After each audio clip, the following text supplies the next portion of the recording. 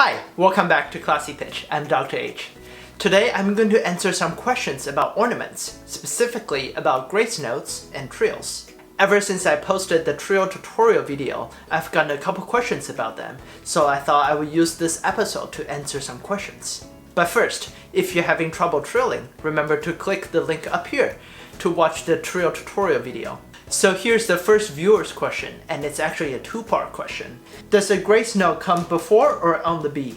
And how should I line up my left hand with grace note in the right hand? So this is a very tricky question. It really depends on the style of the piece and your taste in music. But generally speaking, if you're dealing with Baroque era, then the grace note comes on the beat. But in Romantic era, the grace note comes before the beat. But this is a general rule. There are exceptions.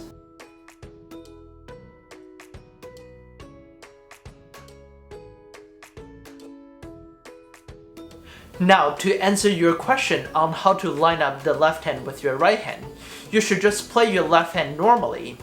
If the grace note comes before the beat, then you will line up your left hand with the actual note. But if the grace note comes on the beat, then you will line up your left hand with the grace note, just like this.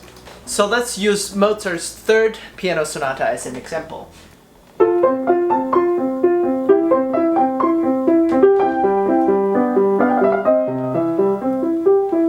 So right here, the grace note comes before the beat.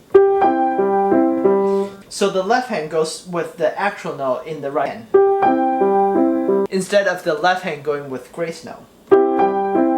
But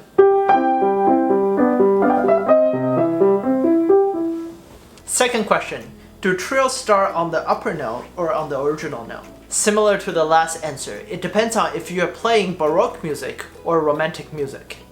In Baroque music, if the trills are preceded by the upper note already, then you can start the trill on the original note.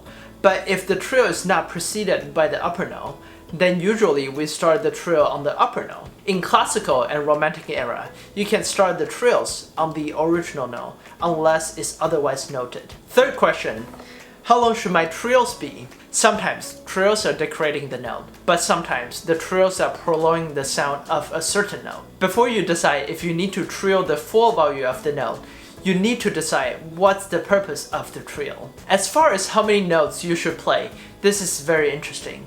I was discussing this with a composer friend of mine, and I think what he said really made sense. There can be so many notes in a trill.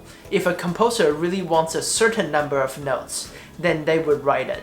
But if the composer only writes trill, then that means they want the performers to decide how many notes this trill should be. In the next episode, I will be continuing on the topic of ornaments. We will be discussing how to play the most common ornaments in Bach's music. Please let me know if you have any questions about today's episode. You can leave it in the comment area below, or you can email me at classypitch@gmail.com. You can also find me on Twitter or Instagram at classypitch. Again, I'm Dr. H. See you next time. Stay classy.